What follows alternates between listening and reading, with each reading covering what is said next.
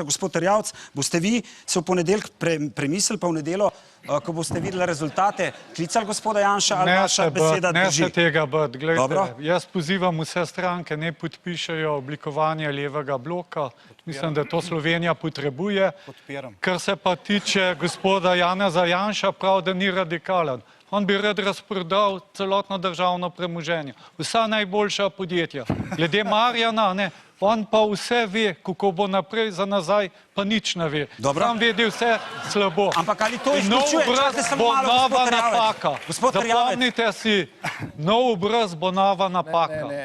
Ker mi rabimo izkušene ljudi. Vemo, kakšne so razmere v svetu. Gospod Erjavec, oprostite, to pa ni več za poslušati. Če ste tako vražje, nov obraz je nova napaka. Gospod Erjavec, če ste tako vražje izkušeni, če ste tako vražje izkušeni, zakaj imamo potem vse te teme, 2 uri se že pogovarjamo, da nismo nikamor prišli.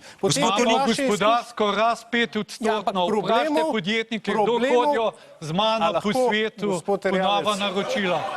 Kar se tiče Kamnika, pa nič ne vidim. Poglejmo Ljubljano, poglejte Zorana Jankovića, kaj naredil s Ljubljane, moderno mesto, kaj pa Kamnik. Gospod Erjavec, zato odhajate iz Kamnika, gospod Marjan.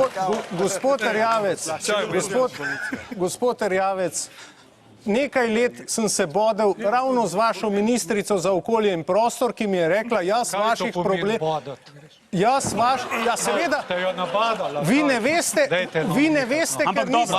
Dobro, tle bomo končali, ker boste imela še eno soočenje v petek, pa se bomo lahko pogovarjali naprej. Gospod Erjavec, verjamem, da ne veste, ker niste bili nikoli župan in kot je ministrica reče, jaz vaših problemov ne bom rešavala. Sem bil pa podpredsednik izvršnega sveta mestne občine. Gospod Tonin, vi pravite, gospod Tonin, gremo dalje.